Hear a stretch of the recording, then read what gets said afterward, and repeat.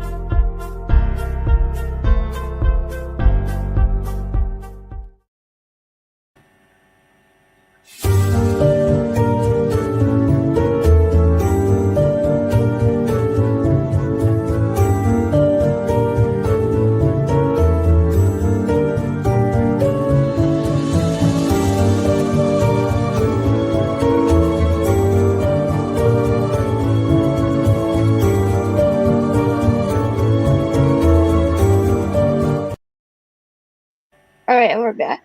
We're back. Sorry, this is an early show. Anyway, thank you for returning with us, Chris. Oh, it's And a pleasure. yeah, so of course we have a bunch of questions, and this is a pre-recording show.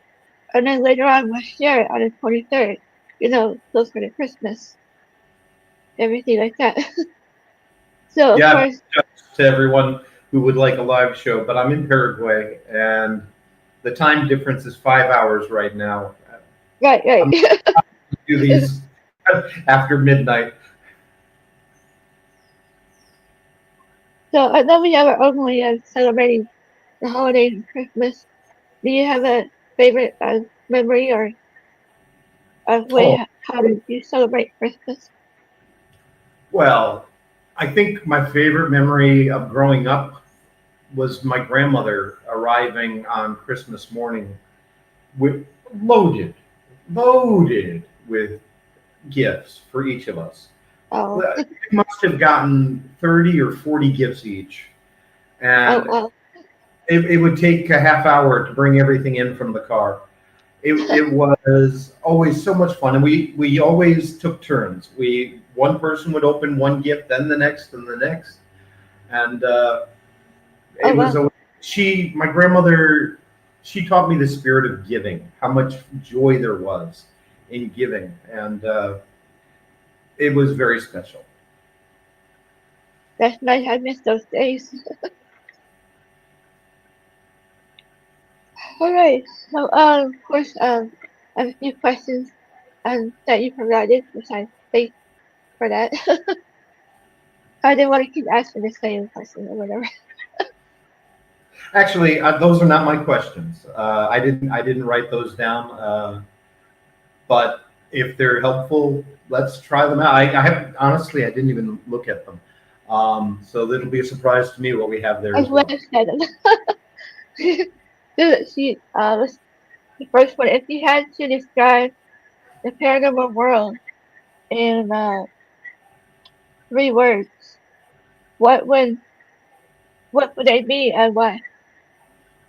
Okay. Natural, definitely natural, because I don't want to think of it as not normal or not natural. It's a supernatural. No, it's a part of the universe. Right. It's a part of actual reality. So that would be number one.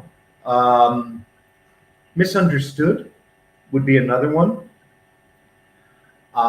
There's far too much ignorance, far too much reliance on dogma and religious doctrine to explain this phenomenon. And every single religion in the world tries to explain it, and they have different explanations. I think that if you're trying to study this through the lens of one religion, you're getting a very myopic view. You're not actually seeing reality. Uh, for the third one, unknown. It is still unknown. It is still something that nobody is an expert in. And I would not want to sit here and say that I know everything about the paranormal, because I certainly don't. There are plenty of types of phenomena that I cannot explain. For instance, doppelgangers. Everybody wants to say, oh, it's diabolical confusion, it's a demon, it's this, it's that. No, I don't agree with that, but I also don't have an explanation for it. And I mean, sometimes I do. Like if you hear your voice or your name called, sometimes that can be somebody in trouble that you've got a strong psychic connection to. I used to have that with one friend of mine in college. Every time she was in trouble, I would hear my name called.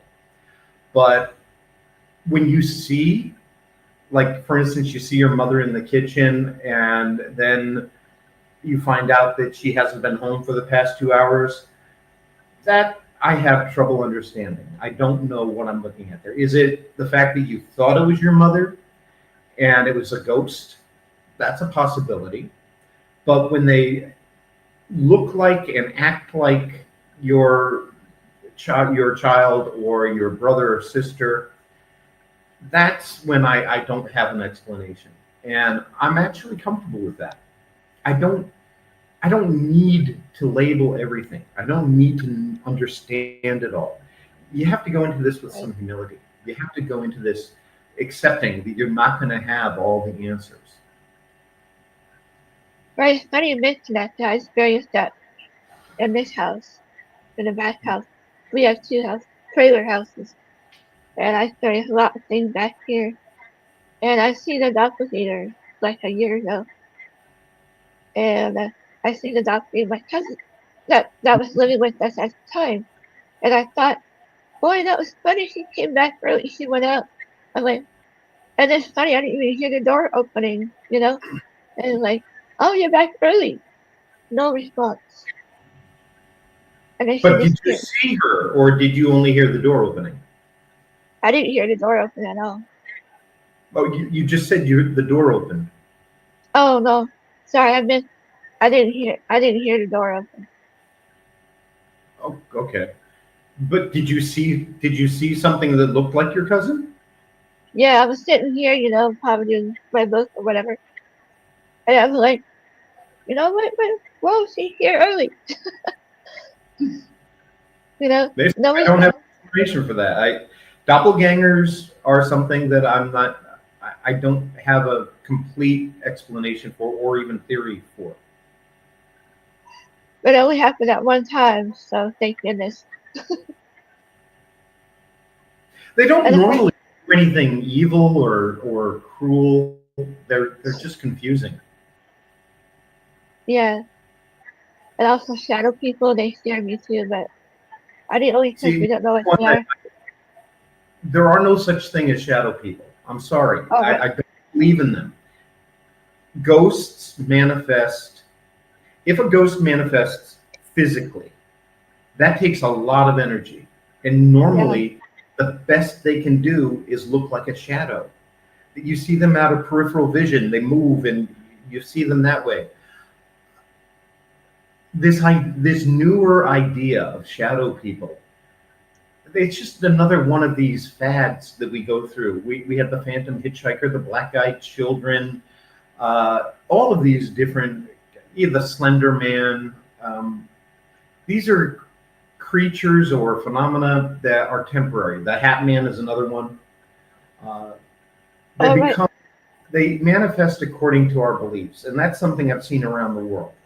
That your personal experience with the paranormal is shaped by your spiritual, cultural, and religious beliefs. That's true. Yeah. The thing is, people have a hard time with the unknown. And when they're confronted with the unknown, their mind immediately tries to label it. There have been experiments that have shown this again and again and again, where you show something that might be this and it might be that, and if it's put in the right setting, immediately people will latch onto that as, oh my God, it's this. But if you put it in a totally different setting where it wouldn't be suggested to be that type of entity, people don't see that.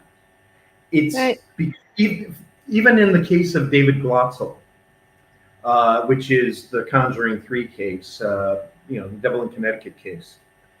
He would see, sometimes, he would see an actual red devil with horns and a tail, because for a child, what is more terrifying than the devil? So Yeah, his I don't think mind is that way. that reminds me of when I was younger, I would see things like that. I don't know if I Yeah, shared that with you. and that I think that's because our minds will shape the phenomena so that we can understand it. It's better to believe in the devil than to not understand something at all. For some That's people, true. for me, not at all.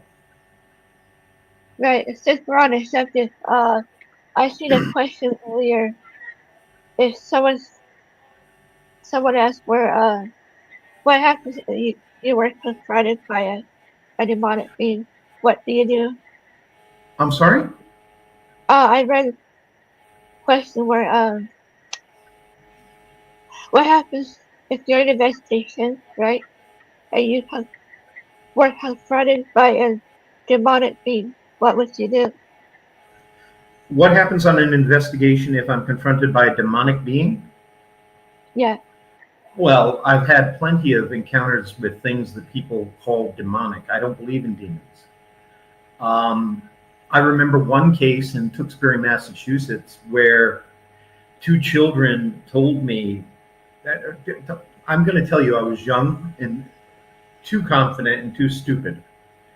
But they told me that the demon was standing right next to me and it wanted to throw me out the window. I said, where? Uh, Right here? I said, where? Right here? And I walked right into the space where this supposed demon was. Nothing happened to me. Um, if I'm actually confronted by something negative that's powerful, that's manifesting in a way that is harmful to others or could possibly be harmful to me, then I will call on God and I will use a ritual that focuses my faith in a way that will protect me and drive out the darkness, that will dispel that negative energy. But I don't believe that these things are separate from us. That, well, let me put that a different way.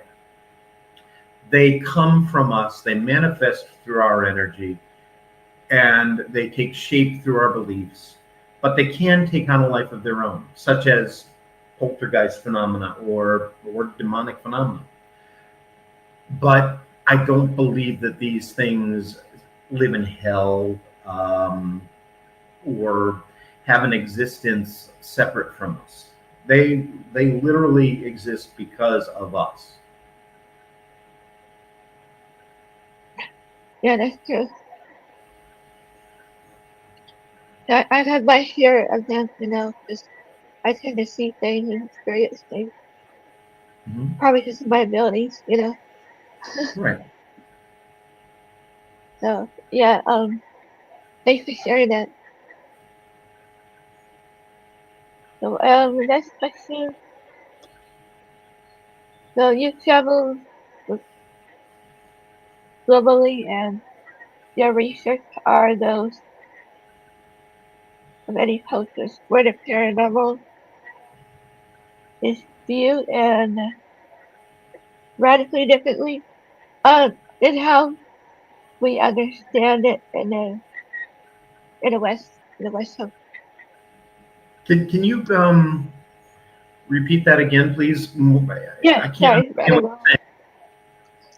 But you travel throughout the world, and the paranormal, I'm sure, has differences throughout the world compared to over here, right? That's Or is it about the same? no, it's definitely different. For example, and this is a question I've been asked here in Latin America. Why is it that in North America and in Europe, you get these over the top hauntings where you get the big poltergeist phenomenon and people becoming possessed, which by the way is very, very rare. Um, I I had a conversation last week with a gentleman who calls himself a prophet and an exorcist and a demonologist, all of which I take issue with. Um, and he claims to have done hundreds of exorcisms. That's insane. I'm sorry, that's just unbelievably irresponsible and ridiculous. Obviously, he didn't do medical and mental health checks on these people. He didn't follow up with these people. You can't follow up enough on hundreds of cases of possession. And how he determined possession is beyond me. But what I have found is that exorcism rites exist in every religion in the world. They have different ways of dealing with it. Right. Some are not confrontational. Unfortunately, the Catholic way is all about war. It's a battle and it's dangerous. So I try to learn the new ways. Well, not necessarily new, but new to me, so that I can help the people I serve in a way that is less dangerous for them. Perhaps, for instance, in Umbanda, it's an Afro-Brazilian religion that's popular, especially in Brazil. Uh, they use mediation. They use a conversation with the spirit and try to find out what the spirit's actually there for and how to satisfy that spirit in a way that will allow that person to be free. I think that's a lovely way to look at it, and I would love to know more about it. I've studied in an Umbanda temple, but only for a very short time. I didn't have the opportunity to do it longer. Um, but as I've mentioned, these things always manifest according to your cultural and spiritual beliefs. I think that the reason they are so different in places like Africa, South America, Latin America, let's say, and Asia is because in those countries, they still have a tradition of magic, a very strong tradition of magic. And they're directing the energy to cause harm or to heal, not necessarily for evil. Um, Whereas in Europe and North America, we've lost that tradition.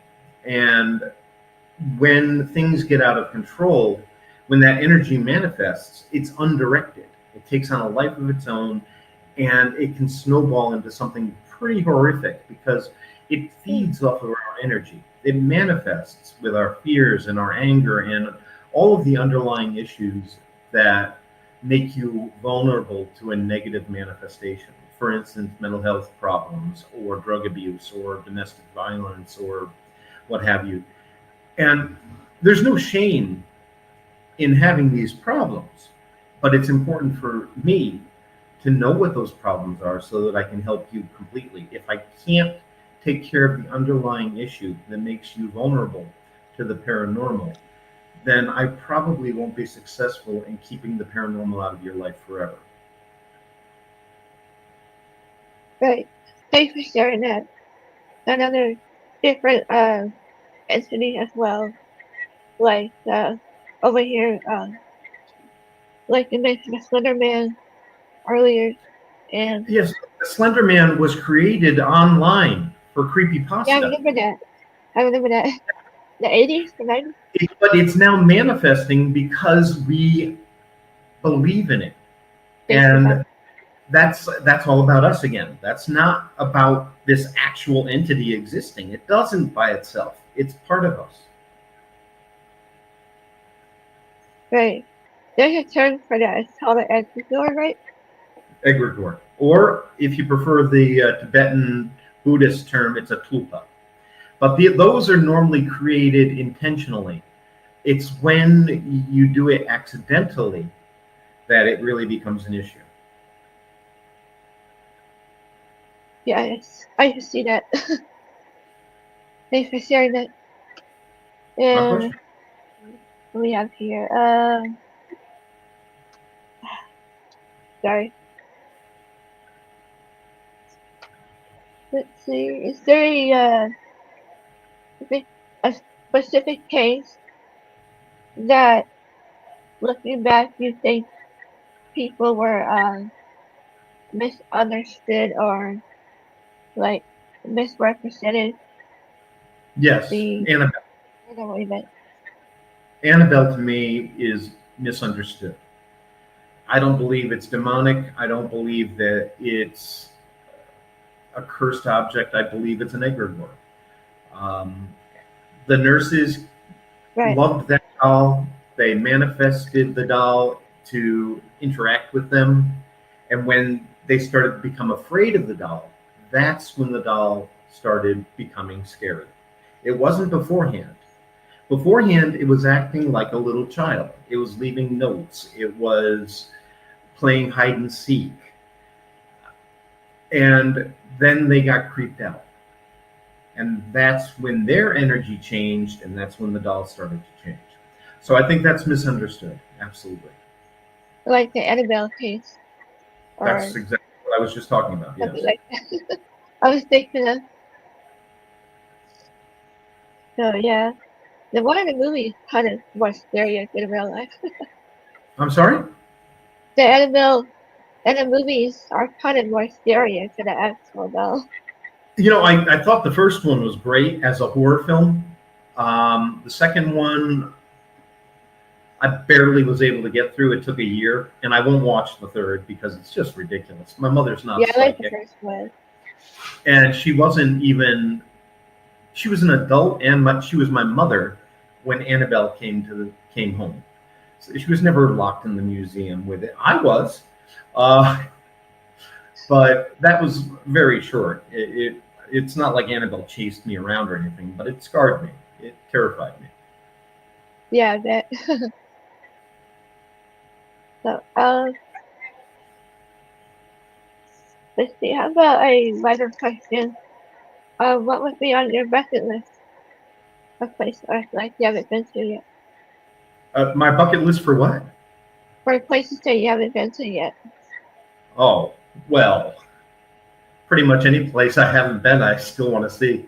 Um, Paranormally speaking, no place in particular. The truth is, I'm not a fan of paranormal tourism per se. I mean, don't get me wrong. I went to Great Britain with my grandparents on a tour of haunted locations. That's fantastic. I would recreate that in a heartbeat. I would love to do that again.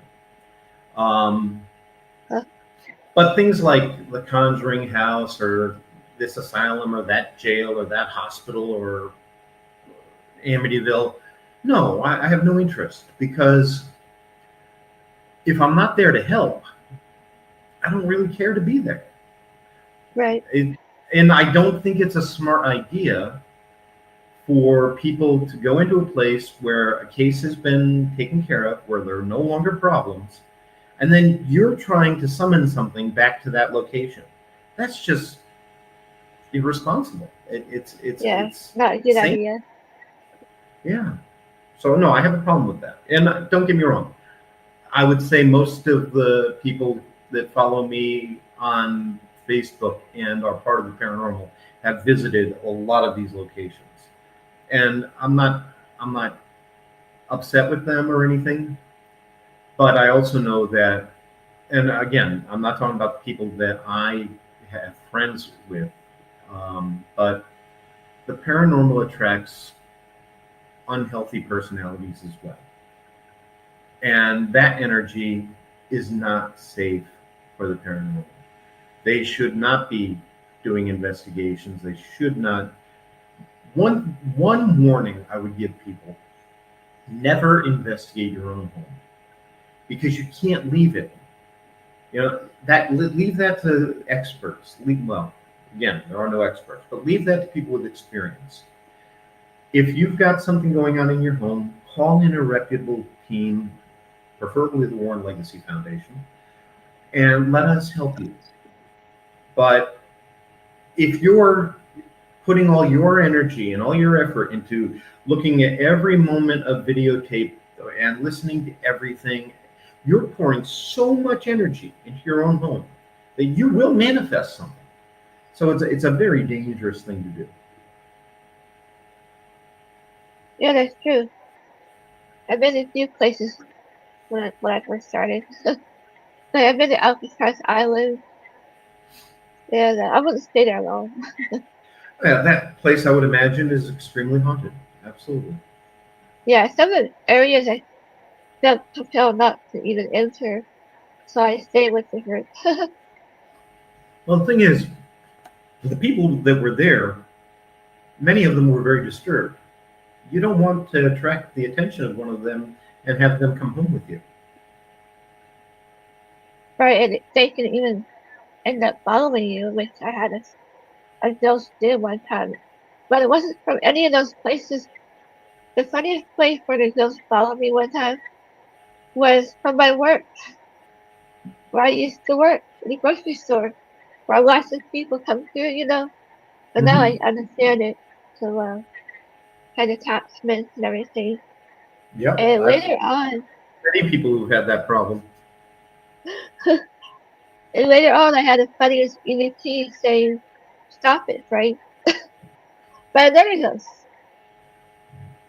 Cause he just messes with my hair all day. We thought it was funny.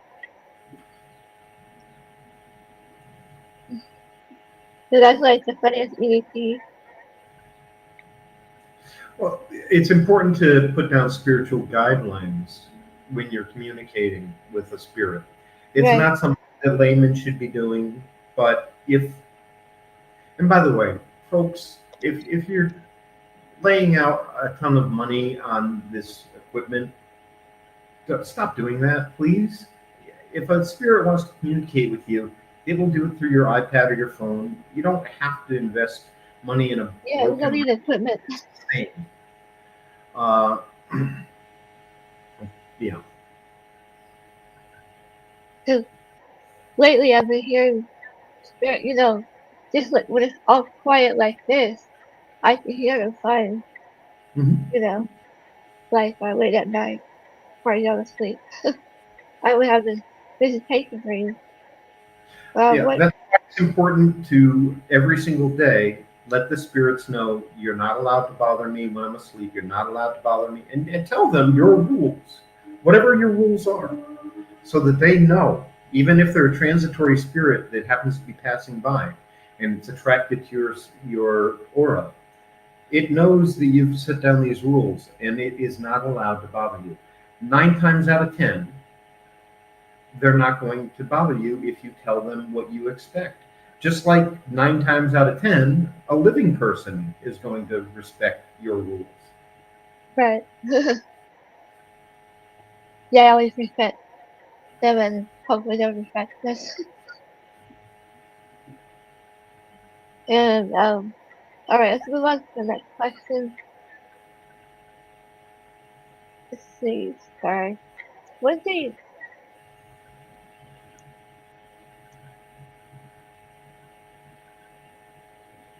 Right. Feel free not to use every question. I mean, just pick and choose what you would Oh, like to ask. I do have one. Since it's been happening all over the news on the internet, I'm sure seen. Well, I don't know what is your opinion about these drones that are What's it? showing up? Oh, the drones.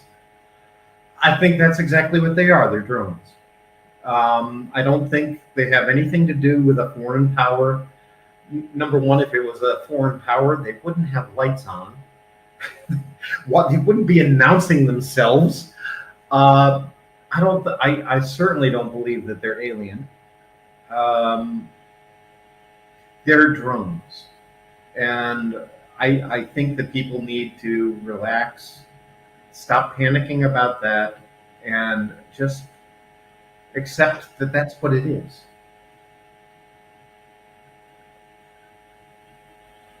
Thought your door is gonna open. Sorry. I'm sorry, go ahead. I'm sorry? So I thought my door was opening by itself, but go ahead. No. No, That never was my know. answer. Like I said, you never know around here. I can't hear you. Uh-oh. Can you hear me now? Yeah. Alright. Sorry about that. We're talking about drones. Yeah. You did you hear my answer? A little bit, yeah. Okay. You mind sharing it? They're just drones. That's all they are. There's nothing mysterious about them. There are millions of drones in the United States. People have decided to play some tricks on others. Do I believe in aliens? Yes, I do. But I don't think aliens are messing around with us by flying drones. I think that would be kind of silly. Uh, Right. that's technology we have. That's that's all that is. Yeah, it's not a military or hobbyist. Mm-hmm. I believe they're looking for something. That's my And there are impression. news drones. There are so many different drones out there. They're delivery drones, and if Amazon gets to do what they want to do, they're going to be literally thousands and thousands of drones delivering things to your doorstep. Yeah, I've only seen the little ones, but not the big ones yet. Oh, they're out there, Yeah, I believe it. and politicians calling for them to be shot down. That's insane. It's illegal. Uh, they're not allowed to shoot down drones. Yeah, that's crazy. You'd cause more damage, probably a forest fire or burn your house down by trying to shoot these things down. That's what I'm afraid of. Hopefully it won't come to that. Yeah. Shooting a gun up into the air is a very bad idea. That bullet's got to come down somewhere. Right. Yeah, I just never know where it's gonna land. We even have a couple drones, but I don't use them. They're like, one is a little helicopter my late Hmm. husband had, and I think he had something else, an airplane or something. Yeah, you can buy them for $30, $40 now. They're cheap. The big Wow. ones, they're a few hundred or even thousands of dollars, but they're out there. They're used for all sorts of work, for inspecting electrical lines, the big ones. Uh, yeah, so that it's nothing for people to be freaking out about. Somebody's playing some prank for some stupid reason. It got the reaction it wanted. The people got the reaction they wanted, so now they're doing more and more and more of it. It's just like people who put mysterious statues up in the desert, or in national parks. It's for Right. attention. That's what it is. But I feel like I walked into a twilight zone. All these drones. It's fun to imagine that it could be something special. It's captured the public's attention, but I think it's misplaced energy. But I think that'll be interesting to use for an investigation, like where you're afraid not to go somewhere. You put your drone out there. If I you can don't. find one to be really silent, maybe. Yeah. But I'm a hands-on kind of person. I don't use a lot of tools. I use my iPad to record interactions, and to record what I'm doing, and that's about it. I don't bother with all of the gadgets. Right. That from my grandfather. He used a cassette recorder. Yeah, that's the best. The best equipment and yourself. Hmm. That and good research. I don't trust a psychic without evidence. I last week I met with someone, and against my better judgment, I did a reading, and it was completely wrong. Huh. It happens. Normally, I do very, very well, but this was someone I already knew. I was doing it in a restaurant. All of those factors were things that I should have known better. I don't know why I bothered to try. Um, it was a mistake. Right. I still make mistakes too, just like everyone else. Yeah. I know I made a few mistakes, but like I took out a kid and tried to move on. You learn from your mistakes. That's what they're Yes. there for. So when I asked Connor King last night, what is your um view or opinions about angels? My opinions about angels. Yeah. Um,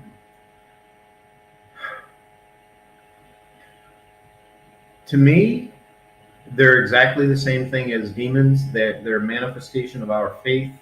They're a manifestation of our belief. Uh, I think it's a good thing to pray uh, because you're focusing your intention on bringing good into your home. I believe in God. Don't get me wrong. I'm a pastor, but I don't believe in any religion. Um, I believe that there are higher spirits that can guide us, that we can open ourselves up to. Because we all die, and some of us are more advanced, and we don't choose to come back. And if we're able to connect with them, fantastic.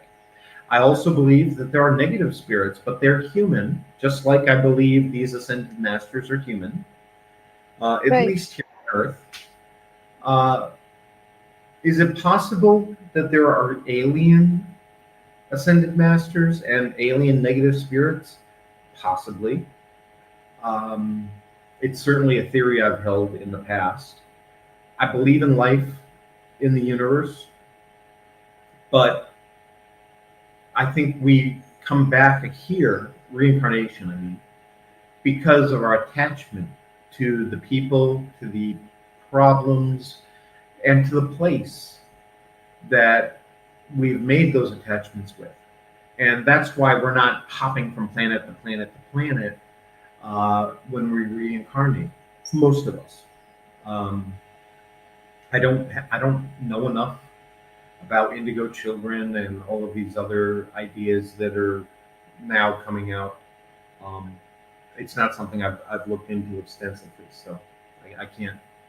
intelligently comment. Kind of like deja vu. Like, oh yeah, I feel like I kind of like deja vu ties to feeling. Like, Well, oh, like yeah, here's the thing about deja vu.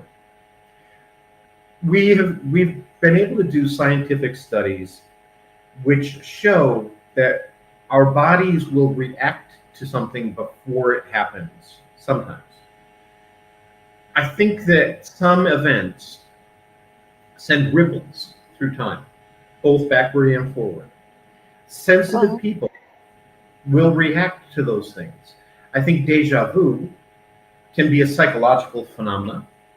It can be a past life memory of something we're now recalling, or it could be us having that instantaneous moment where we're already experiencing it before it happens.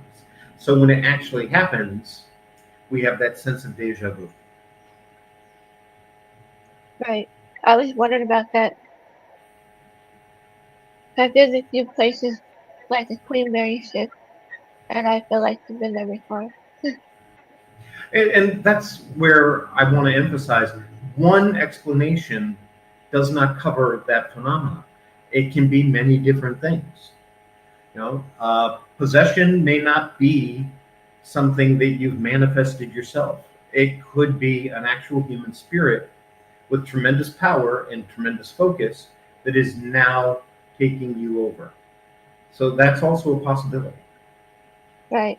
And I've been there throughout my life, and I was even born around that area. So Mhm.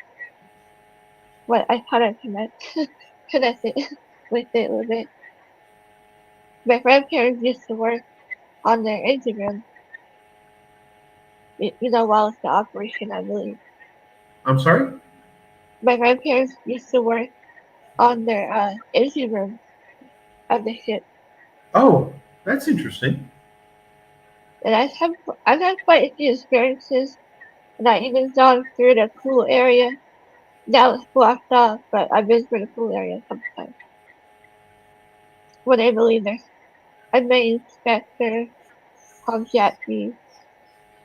Uh, I think it's something else. I don't think it's spiritually trapped there. It might be something else, my opinion. Spirits certainly can be trapped, or they can just feel at home there. Or Right. it can be residual haunting, and it's not actually a spirit, it's just an impression left on the place. As a psychic, you would pick up on all of that. And I believe she followed me a couple times. I told you need to go back if you want, Yeah. but she's a nice spirit. I don't mind. I tend to draw little spirits as well. Kids, even kids come up to me, and I tend to draw that spirit. Yeah. Psychics have a brilliant aura that attracts souls, attracts lost spirits. That's a reality. People who think that they are haunted throughout their entire lifetime, not really. Probably. Um, they're just Right, attracting spirits now and again because they're a very sensitive person. right. Kids and animals, I notice. Even animals. That's when you're really empathic. Children and animals are more attracted to you. When you have good energy, strangers will open up to you about all of their problems, and you don't, you know, Oh you yeah, don't have I've had people come up to me and talk to me and like, oh well, it's nice to meet you. to. Mhm. So you ever coming towards the end of our show? Let's do have a couple more minutes. Okay. Oh, see, Do you have any see. other questions? Oh, of course. Since we're talking about possession earlier, what are the signs that you usually look for in a case? Okay. Well, things we cannot explain naturally. Number one. If we can explain it naturally, chances are it's natural. When we see words carved into a person's back, that's a sign that you're under real attack. Not necessarily possession or even oppression, but there is a progression to these things. First, there's the infestation of the home. That's where you have phenomena happening around you but outside of you. Then you start to have your personality change, become darker and perhaps more violent. And then you lose time in which your body is acting out in a way that you don't recall at all. Perhaps Right. it displays superhuman strength. It knows things that the person, could not know. For instance, I was working on a case in San Jose, Costa Rica, and I had never been to this house. My friend, my coworker, was bringing me to the home as the exorcist. I was the exorcist. And he called the family to let them know that he was coming, not me, just him. And I could hear the girl in the background saying, "Don't you bring that priest here. Don't you bring that priest." So that is a signal that I'm dealing with something that has information Oh wow. that is not readily available to a human being. If they start speaking in another language, not talking in tongues, not no. if they talk intelligently in a language that they themselves do not know. That's another possibility. They could be channeling a spirit accidentally. It isn't so simple. Something like this takes a lot of examination. You've got to do mental health exams. You've got to do physical exams. Um, there was a case several years ago of a black construction worker in San Francisco, I believe, who walked into the hospital and he was speaking ancient Hebrew. He was remembering a lifetime from 2,000 years ago. He didn't remember being a black construction worker. For him, he was this Jewish man from the Holy Land 2,000 years ago. No interaction with Jesus or anything special like that. He was just a man. But they had to get somebody to come in to interpret what he was saying. And obviously, the original personality that had been there didn't speak ancient Hebrew. Um, was that possession? I don't think so. Not really. Uh, could have been something known as a walk-in, which is a Hindu idea, where your soul leaves the body and another soul enters, and that's where you get a complete personality change. Yeah, I've heard Unfortunately, about that. schizophrenia is also a way where your personality can change quickly, or manic depression, or bipolar disorder, excuse me, to be more current. Um, so it takes a lot. It takes a lot to diagnose that. And I've only worked 12 possession cases in my career of 44 years. So they're so rare. I met somebody who said they did 500 exorcisms at the time. This was a couple of years ago. They said, I did 500 exorcisms last year. I was like, no, you didn't. No, you didn't. Now, they may have done 500 deliverances, which is something completely different. Deliverance ministries work on the idea that there are demons that cause porn addiction or alcoholism or drug abuse or domestic violence, and they pray that away. That's something different. That's not demonic. That's not possession. Uh, if you want to put it into a pigeonhole and make it sound more paranormal, maybe oppression. But I wouldn't even call it that. I would say that that ritual and those good intentions and that good energy directed toward that person can help them overcome their addictions or their problems. Right. Thanks for sharing that. And I think that towards the end of the show, you have any, uh,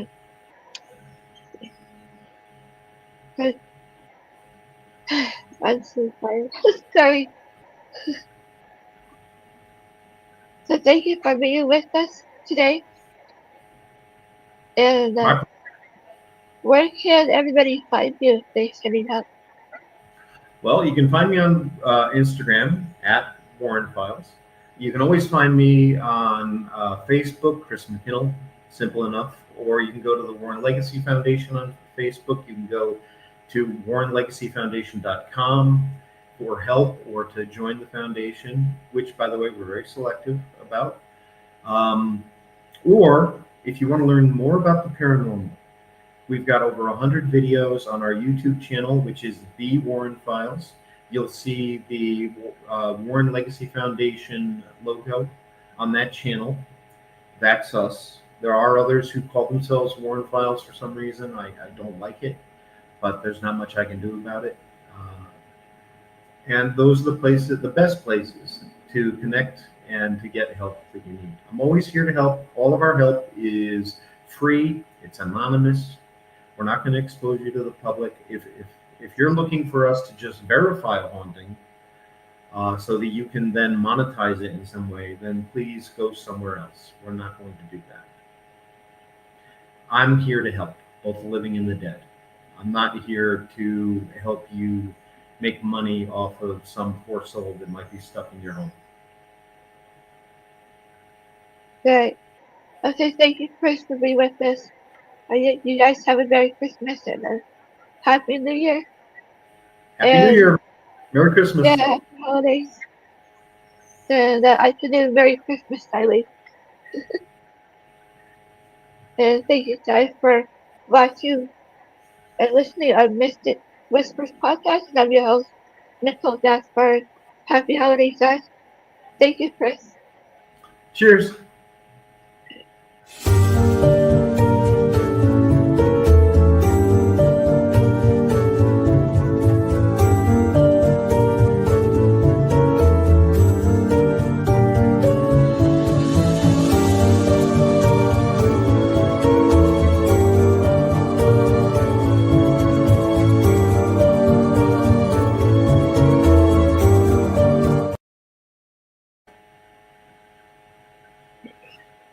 Bye, guys. Take care. Merry Christmas. Merry Christmas. You have it saved, right? Yeah, it's part of the. I didn't want to leave before you confirmed that you had it taken care of. You have to turn off the recording. Why did I do that? I did that the other day. Sorry.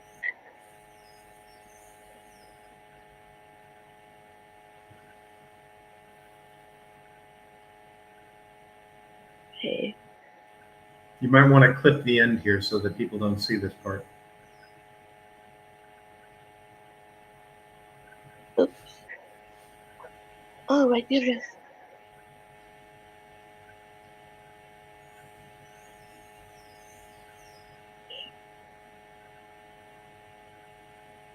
I Okay. don't have the same settings you do, so I have no idea how you do it. You're the host.